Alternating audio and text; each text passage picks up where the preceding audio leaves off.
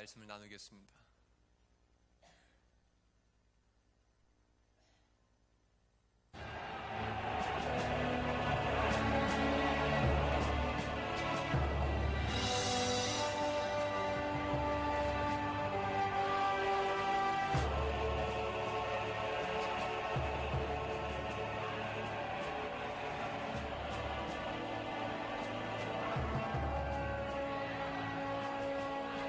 그날이 왔다.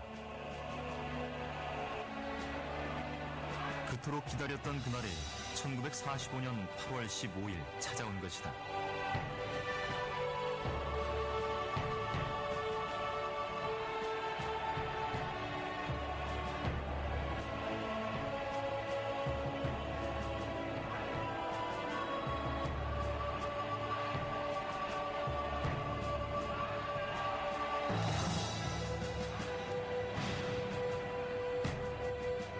그날의 기쁨이 터져나온 것은 만 하루를 넘긴 16일이 돼서였다.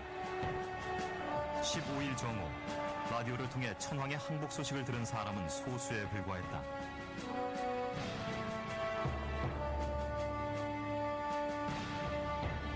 미처 준비할 틈이 없었던 사람들은 일장기에 푸른 물을 들여 만든 태극기를 들고 나왔다. 온몸에서 흘러내리는 땀줄기도 그 감격의 열기를 멈추게 하지는 못했다.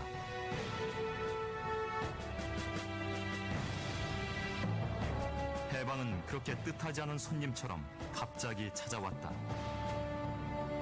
사람들은 거리에서, 광장에서 서로를 부둥켜 안고 몇 번이고 조국의 독립을 확인했다. 여기까지만 보겠습니다. 오늘 우리는 제74주년 광복절을 앞두고 광복 감사주일 예배로 드리고 있습니다. 올해는 3.1운동 100주년 그리고 임시정부 수립 100주년을 맞이하는 해이기도 해서 다른 어느 해보다도 이 광복절이 더 뜻깊은 해라고 생각이 됩니다. 앞서 해방의 기쁨이 어떠했는지를 보여주는 짧은 영상을 보셨습니다. 여러분은 어떤 마음이 드셨습니까? 우리에게는 해마다 찾아오는 광복절이지만 우리 믿음의 선배님들 또 우리의 선조들은 되찾은 독립과 자유의 기쁨을 목 놓아 마음껏 부르짖었던 날입니다. 일본의 36년의 압제 속에서 우리 민족은 해방의 그날이 오기만을 손꼽아 기다렸습니다. 상록수라는 소설로 유명한 작가 시무는 1932년에 출간코자 했던 그날이 오면이라는 시에서 이렇게 노래했습니다. 그날이 오면, 그날이 오면은 삼각산이 일어나 더덩실 춤이라도 추고 한강물이 뒤집혀 용솟음칠 그날이 이 목숨이 끊기기 전에 와 주기만 하량이면 나는 밤하늘에 나르는 까마귀와 같이 종로의 인경을 머리로 들이받아 울리오리다. 두개골이 깨어져 산산조각이 나도 기뻐서 죽사오매 오히려 무슨 한이 나무오리까. 그날이 와서 오 그날이 와서 육조 앞 넓은 길을 울며 뛰며 뒹굴어도 그래도 넘치는 기쁨에 가슴이 미어질 듯 하거든 드는 칼로 이 몸의 가죽이라도 벗겨서 커다란 복을 만들어 들쳐매고는 여러분의 행렬의 앞장을 서우리다. 우렁찬 그 소리를 한 번이라도 듣기만 하면 그 자리에 거꾸러져도 눈을 감겠소이다. 중간중간에 사뭇 섬뜩하게 들리는 표현들도 있는데요. 무슨 의미입니까? 해방의 그날을 볼 수만 있다면 자신의 목숨이라도 기꺼이 내놓겠다는 뜻입니다. 오늘 우리가 누리는 이 모든 자유는 우리 선배님들의 목숨값과 바꾼 것입니다. 꿈에서도 민족 해방을 염원하였던 시인은 광복의 그날을 보지 못한 채 1936년 35살의 나이로 세상을 떠났습니다. 그의 시도 해방 전에는 발표조차 할 수 없었습니다. 조선 총독부가 허가해주지 않았기 때문입니다. 일본의 강력한 통치 아래에서 해방의 그날은 실현될 가능성이 거의 없어 보였습니다. 그러나 캄캄한 어둠 속에서 시문 시인은 민족의 염원을 담아서 해방의 그날을 노래했습니다. 그리고 20여 년이 흐른 뒤에 꿈에서도 바라던 그날이 찾아왔습니다. 눈물과 아픔의 세월은 그날 기쁨과 감격의 외침으로 바뀌게 된 것입니다. 오늘 본문 1절에는 이스라엘 민족의 절망적이고 암담한 삶을 압축적으로 표현하는 한 단어가 나옵니다. 그것은 바로 포로입니다. 이 한 단어 속에는 많은 뜻이 담겨 있습니다. 포로는 나라가 망했음을 뜻합니다. 또한 이스라엘 민족이 그동안 이룬 모든 것이 무너졌다는 말입니다. 왕과 지도자와 백성들이 바벨론에 포로로 끌려갔습니다. 한 세대가 가고 또 다른 세대가 지나갔지만 상황은 바뀌지 않았습니다. 그래서 이스라엘 포로들은 스스로 낙담하고 포기하고 있었습니다. 시인은 포로라는 말을 반복적으로 사용해서 이 암담한 삶의 처지를 전달하고 있는 것입니다. 우리 민족도 칠흑 같은 어두운 밤을 지나야 했던 시간들이 있었습니다. 이 시기를 겪은 대표적인 사람을 또 한 명 꼽으라고 한다면 하늘과 바람과 별을 노래했던 윤동주 시인을 들 수가 있습니다. 1941년에 연희전문학교를 졸업한 윤동주 시인은 이듬해에 일본으로 건너갑니다. 그는 도쿄 릿교대학 영문과에 입학해서 한 학기를 공부하고 다시 교토 도지시아 대학 영문과로 옮깁니다. 모두가 굶주림을 친구 삼아 힘들게 살아가고 있던 시절에 그는 일본에서 조국에 대한 아픔을 안고 살았습니다. 젊은 시인은 유학생으로 공부하면서 죄스러운 마음을 안고 살았습니다. 그는 식민지 청년의 무력감과 절망을 시에 이렇게 담아냈습니다. 인생은 살기 어렵다는데 시가 이렇게 쉽게 쓰여지는 것은 부끄러운 일이다. 또 이런 글도 썼습니다. 지조 높은 개는 밤을 새워 어둠을 짓는다. 어둠을 짓는 개는 나를 쫓는 것일 게다. 자신을 지조 높은 개보다도 못한 처지로 여기며 윤동주 시인은 마음 아파했습니다. 일본 제국주의는 그런 청년을 용납하지 않았습니다. 1943년 윤동주는 독립운동 혐의로 검거됐습니다. 그는 2년형을 선고받고 규슈 후쿠오카 형무소에 수감됐습니다. 정신도 몸도 건강했던 젊은이는 1945년 2월 16일 해방을 몇 달 앞두고 갑작스럽게 옥사했습니다. 만 27세의 청년 윤동주 시인은 그렇게 생을 마감했습니다. 공식 사인은 뇌출혈로 기록되어 있습니다. 하지만 나중에 밝혀진 바로는 일본이 생체 실험을 위해서 매일 놓았던 의문의 주사가 원인이었다고 말합니다. 우리의 포로 시절은 그렇게 암담했고 조선의 젊은이들은 그렇게 짓밟혀 쓰러져 갔습니다. 그러나 오늘 본문에서 포로들에게 놀라운 변화가 일어납니다. 그것은 한마디로 이렇게 표현할 수 있습니다. 여호와께서 돌려보내셨다. 함께 1절을 읽겠습니다. 시작. 여호와께서 시온의 포로를 돌려보내실 때에 우리는 꿈꾸는 것 같았도다. 아멘. 이스라엘 민족은 캄캄한 한밤중과 같은 시간을 보내고 있었습니다.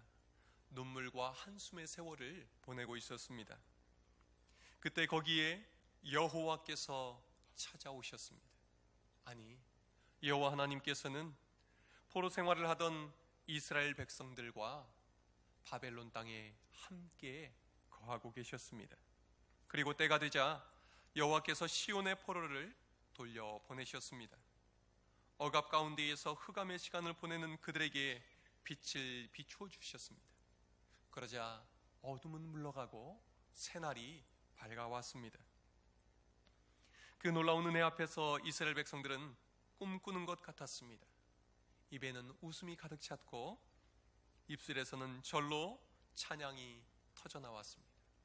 그분이 행하신 놀라운 일로 인해서 가슴이 터질 듯 했습니다.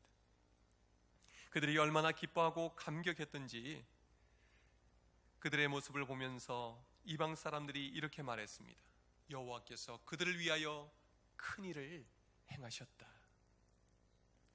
70년의 포로 생활을 마치고 맞이한 해방은 하나님께서 일으키신 기적이었습니다. 그래서 해방을 맞이한 그날 이스라엘 백성들은 하나님께 눈물 어린 감사의 노래를 올려드렸습니다. 이스라엘 백성들은 고백합니다. 여호와께서 행하셨다. 여호와께서 큰 일을 행하셨다. 여호와께서 우리를 위하여 큰 일을 행하셨다. 해방의 그날에 이스라엘 백성들은 착각하지 않았습니다. 우리가 해냈다. 우리가 해방을 쟁취했다. 그러지 않았습니다. 대신 그들은 여호와께서 우리를 위하여 큰 일을 행하셨다고 고백하며 찬양했던 것입니다. 구원은 여호와 하나님께서 이루시는 일입니다. 압제의 고난 속에서 유일한 희망의 근거는 하나님이셨습니다. 그리고 그 희망을 현실로 바꾸신 분도 여호와 하나님이셨습니다. 우리 민족도 암울했던 상황에서 희망의 끈을 놓지 않았습니다. 일본의 강점기 대표적인 저항시인 중에 이육사라는 시인이 있습니다. 그의 본명은 이월록이었습니다. 그는 만주에서 조직된 무장 독립단체인 의열단에 가입해서 활동했습니다. 북경과 조선을 오가면서 독립운동을 하던 그는 체포돼서 3년간 옥살이를 하게 됐습니다. 그때 그가 감옥에서 받은 죄수 번호가 264번 264였습니다. 그 후로 그는 작품을 발표할 때마다 자신의 이름을 264라고 발표했습니다. 그는 이후에도 17번이나 옥고를 치르다가 1941년 해방을 4년 앞두고 북경 감옥에서 옥사하고 말았습니다. 광복을 꿈꿀 수 없던 그 시절에 그는 그의 시 광야에서 이런 꿈을 노래합니다. 큰 강물이 비로소 길을 열었다. 지금 눈날이고 매와 향기 홀로 아득하니 내 여기 가난한 노래의 씨를 뿌려라. 다시 천고 뒤에 백마 타고 오는 초인이 있어 이 광야에서 목 놓아 부르게 하리라. 암울한 상황을 벗어나게 할 초인, 구원자를 간절히 기다리는 노래를 부르고 있는 것입니다. 비록 눈이 내리는 한겨울이지만 그는 결코 희망의 끈을 놓지 않았습니다. 그는 가난한 노래의 씨를 뿌리고 또 뿌렸습니다. 그리고 그의 시 총포도에서 눈물로 뿌린 씨앗이 반드시 열매 맺을 것을 믿음으로 이렇게 고백합니다. 내가 바라는 손님은 고달픈 몸으로 청포를 입고 찾아온다고 했으니 내 그를 맞아 이 포도를 따먹으면 두 손은 한뿍 적셔도 좋으련. 아이야 우리 식탁엔 은쟁반에 하이한 모시 수건을 마련해 두렴. 결국 그날은 왔습니다. 우리 민족이 어둠 속에서 눈물로 노래하던 해방의 그날이 왔습니다. 목이 터지도록 만세를 부르고 기쁨으로 노래할 수 있는 광복절을 맞이했던 것입니다. 이 일은 우리 힘으로 이룬 것이 아닙니다. 전능하신 하나님, 역사의 주관자이신 여호와 하나님께서 이루셨음을 믿습니다. 여러분, 광복절을 맞이하면서 이 자유로운 대한민국에서 살 수 있는 이 한 가지만으로도 하나님 앞에 기뻐하며 감사할 수 있기를 바랍니다. 포로 생활에서 돌아온 이스라엘 백성들은 이제 다른 기도를 드립니다. 어떤 기도를 드렸을까요? 우리 포로를 돌려보내소서. 우리 4절 함께 읽겠습니다. 시작. 여호와여 우리의 포로를 남방 시내들 같이 돌려보내소서. 아멘. 하나님의 은혜로 돌아온 사람들은 아직 포로로 남아있는 사람들을 위해서 기도합니다. 남방은 이스라엘 남쪽의 불모지 네게부 사막을 말합니다. 남방 시내들 같이 돌려보내달라는 말뜻은 무슨 의미일까요? 남방 시내는 말이 시내이지 건기에는 바싹 말라 있습니다. 1년의 절반 이 건기에는 맨 땅입니다. 그러나 우기가 되어서 비가 내리면 일순간 흙탕물이 가득한 경류로 바뀌어버립니다. 메말라버린 네게부 사막에 시냇물이 가득 차 흐르게 되는 것입니다. 이러한 변화는 누가 일으킬 수 있습니까? 하늘에서 비가 내려야만 가능합니다. 이스라엘 포로 귀환 자들은 확신하고 있었습니다. 하나님께서 은혜를 베푸시면 남은 포로들도 돌아올 수 있다. 하나님이 도와주시면 상황은 순식간에 바뀔 수 있다. 그들은 하나님을 신뢰하며 하나님께 간절히 기도했습니다. 하나님이 은혜를 주시면 메마른 시내가 쉴만한 물가로 푸른 풀밭으로 바뀌게 됩니다. 생명수가 가득한 시내가 됩니다. 하나님은 사망의 음침한 골짜기를 지나게 하신 후에 원수들의 목전에서 잔치상을 베풀어 주시는 분이십니다. 에스겔 37장에도 마른 뼈로 가득 찬 골짜기 이야기가 나오지요. 이 골짜기는 죽음의 골짜기입니다. 절망의 골짜기입니다. 생명의 기운은 조금도 남아있지 않은 사망의 음침한 골짜기입니다. 그런데 이 골짜기에 기적 같은 일이 일어납니다. 마른 뼈에 살이 붙고 생기가 들어가서 강한 군대로 일어서게 됩니다. 이런 일이 어떻게 가능합니까?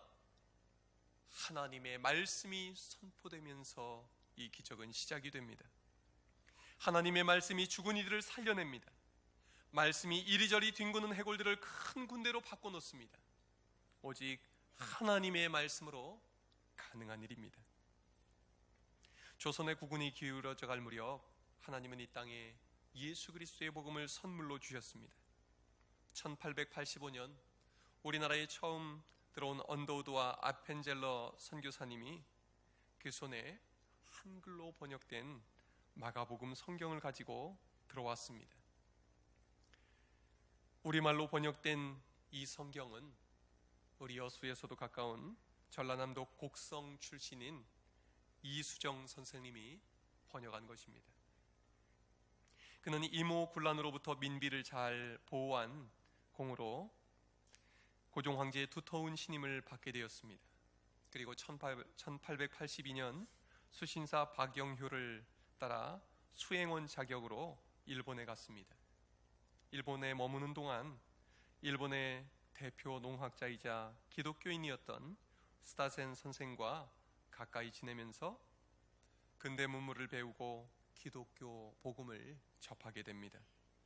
스타센은 일본의 대표적인 기독교 지도자였는데 이수정 선생에게 열심히 복음을 가르쳐 주었습니다. 그는 이수정 선생에게 이렇게 말해줬습니다. 공자의 빛은 호롱불과 같아서 겨우 방안만 비추어 주지만 예수의 빛은 동방에서 떠오르는 태양과 같아서 전 세계를 비추어 준다. 스타센 선생으로부터 복음을 받아들인 이수정 선생은 1883년 4월 29일에 미국인 목사님의 주재 아래에 일본인 목사님에게 세례를 받고 개신교 신자가 되었습니다. 그 이후로 그는 성경 번역 사업에 힘썼습니다. 일본 주재 미국 성서공회 총무였던 루미스의 권유와 협력으로 순 한글 성경인 신약 마가전 복음서를 번역해내고 간행하게 됩니다. 그리고 그는 또한 유학생 신앙 공동체를 조직합니다. 친구이자 승려 출신 학자인 손봉구에게 복음을 전해서 기독교로 개종하게 합니다. 또 당시 일본에 유학 온 조선인 30명에게 복음을 전해서 그 중에 절반 정도가 기독교 신자가 되었다고 합니다.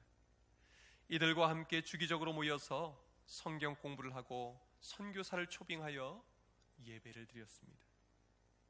또한 그는 1883년 12월 13일 미국에서 발간하는 선교 잡지에 한국에 선교사를 보내달라는 편지를 간곡하게 적어 띄워보냈습니다. 그래서 그 선교 잡지에 올라가게 되고 미국인들이 읽게 됐습니다. 그 결과 1885년 4월 29일에 언더우드 선교사와 아펜셀라 선교사를 파송하게 되고 그들은 제물포를 통해서 이 땅으로 들어오게 됩니다. 두 선교사님은 한국 땅으로 들어오기 전에 일본에서 먼저 이수정 선생에게 한국말을 간단히 지도받고 또 이수정 선생이 번역한 마가복음 성경을 손에 들고 들어오게 되었던 것입니다. 이후에 이수정 선생은 갑신정변 실패로 말미암아 귀국 호출을 받게 되었고 들어온 뒤에는 불우하게 인생을 마감하게 됩니다. 처형을 당하게 되었던 것입니다. 하지만 하나님은 이수정 선생이 번역한 성경을 통해서 이 땅의 복음이 널리 전파되게 하셨습니다. 한 알의 밀이 썩어져 많은 열매를 맺게 하신 것이죠. 복음을 통해서 조선의 백성들은 깨어나게 됩니다. 나라가 망하고 주권을 빼앗긴 상황 속에서도 그리스도인들은 말씀에 붙들려서 3.1운동과 독립운동을 주도하게 됩니다. 교회는 나라 살려내는 일에 앞장을 서게 되었습니다. 우리나라는 복음으로 살아난 나라입니다. 다른 말로 하면 복음으로 광복을 이루었다라고도 말할 수가 있겠습니다. 여기에서 우리는 한 가지 꼭 기억할 것이 있습니다. 복음이 일본을 통해 우리나라에 들어왔다는 사실입니다. 물론 이에 앞서서 몇 년 전에 중국을 통해서 복음과 성경이 이북을 통해 들어왔습니다. 하지만 이수정 선생이 일본에 가지 않았다면 우리는 이수정 선생이 번역한 성경을 갖고 있지 못했을 것입니다. 그리고 이수정 선생이 편지를 띄우지 않았다면 언더우드와 아펜셀러 선교사님도 들어오지 않았을 것입니다. 우리는 일본의 복음의 빚을 지고 있습니다. 과거에는 일본을 통해서 복음이 우리나라에 들어왔지만 이제는 우리나라를 통해서 다시 일본으로 복음이 들어가야 합니다.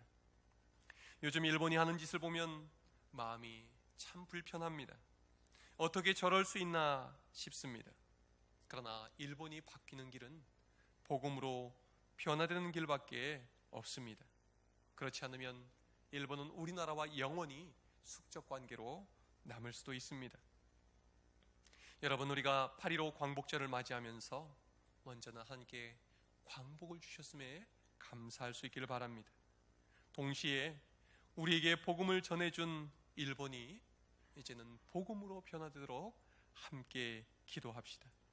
우리가 진 복음의 빚을 이제는 일본에 갚게 해달라고 우리 하나님께 간절히 기도하며 나갑시다. 마지막으로 시편 126편의 시인은 포로에서 돌아온 이들에게 하나님께서 주신 사명이 있음을 일깨워줍니다. 무슨 사명일까요? 씨 뿌리는 사명입니다. 5절 6절 말씀을 함께 읽겠습니다. 시작. 눈물을 흘리며 씨를 뿌리는 자는 기쁨으로 거두리로다. 울며 씨를 뿌리러 나가는 자는 반드시 기쁨으로 그 곡식단을 가지고 돌아오리로다. 아멘. 포로에서 돌아온 이들의 삶은 순탄치 않았습니다. 하루하루 먹고 살기도 쉽지 않은 상황에서 먼저 눈물로 씨를 뿌릴 사명을 주셨습니다. 그들에게 황폐한 땅에서 성전을 다시 짓고 성벽을 쌓아올리게 하셨습니다. 하나님의 약속은 분명했습니다. 눈물을 흘리며 씨를 뿌리는 자는 기쁨으로 거두리로다. 울며 씨를 뿌리러 나가는 자는 반드시 기쁨으로 그 곡식단을 가지고 돌아오리로다. 하나님은 울며 씨를 뿌리는 자에게 기쁨의 곡식단을 안겨주시겠다고 약속하십니다. 눈물의 노래를 기쁨의 노래로 바꿔주시는 분이 하나님이십니다. 한숨 소리를 웃음소리로 바꿔주시는 분이 하나님이십니다. 어둠 속에서 꾸던 꿈을 현실로 바꿔주시는 분이 하나님이십니다. 우리 민족도 하나님 나라의 씨를 뿌리라고 부름받은 사람들입니다. 무너진 성읍과 성전을 세우고 황폐해진 땅을 일구며 씨를 뿌리도록 보냄받았습니다. 눈물을 흘리며 씨를 뿌리는 자는 말씀의 씨 주머니를 차고 밭으로 나가 일하는 일꾼을 말합니다. 우리의 믿음의 선배들은 정말로 열심히 눈물로 씨앗을 뿌렸습니다. 일본 강점기 때에도 눈물로 기도의 씨앗을 뿌리고 복음의 씨앗을 뿌렸습니다. 6.25로 인해서 이 나라가 폐허가 된 그 위에서도 눈물로 기도의 씨앗을 뿌리고 복음의 씨앗을 열심히 뿌렸습니다. 그 눈물의 씨앗은 기쁨의 단으로 돌아왔습니다. 해방의 기쁨, 나라 재건의 기쁨, 가난을 극복한 기쁨, 그리고 이제 우리는 세계 속에 당당히 서 있습니다. 현재 우리나라는 30, 50 클럽에 속해 있는 7개 나라 중에 하나입니다. 세계 수많은 200개가 넘는 나라들 중에서 7개 안에 들어있는 나라가 되었습니다. 30, 50 클럽은 1인당 국민소득이 3만 달러가 넘고 인구가 5천 명이 넘는 나라를 말합니다. 여기에 속해 있는 나라는 미국, 일본, 영국, 독일, 프랑스, 이탈리아, 그리고 한국입니다. 중국도 러시아도 아직 여기에 들어와 있지 못합니다. 작년 말 기준으로 일본은 1인당 국민소득이 39,286달러였습니다. 한국은 31,360달러입니다. 크게 차이가 나지 않습니다. 총 수출액도 일본은 7,384억 달러, 우리나라는 6,048억 달러. 일본은 계속 그 자리에서 제자리 걸음을 하고 있는데 우리나라는 무섭게 추격을 하고 있습니다. 그래서 일본이 우리나라에 따라잡힐까봐 두려워서 이번에 수출 제한 조치까지 내리게 되었다는 것입니다. 여러분, 우리가 이렇게까지 일어날 수 있었던 것은 바로 우리의 믿음의 선배들이 뿌린 눈물의 씨앗 때문입니다. 그 눈물의 씨앗을 하나님은 기쁨의 단으로 풍성한 열매로 바꾸어 주셨습니다. 우리는 그 눈물의 열매를 따먹고 살고 있습니다. 우리는 이렇게 선배들의 덕을 보고 살고 있는데 우리 후손들은 무엇을 먹고 살아야 할까요? 우리도 믿음의 선배들처럼 눈물의 씨앗을 뿌려야 합니다. 올해로 우리는 조국 광복 74주년 그리고 3.1운동 100주년을 맞고 있습니다. 일본의 아베 정권은 국제법과 질서를 무시하고 경제보복 조치를 내렸습니다. 러시아와 중국은 우리나라 영공을 침공했습니다. 북한은 어제 새벽에도 미사일을 발사했습니다.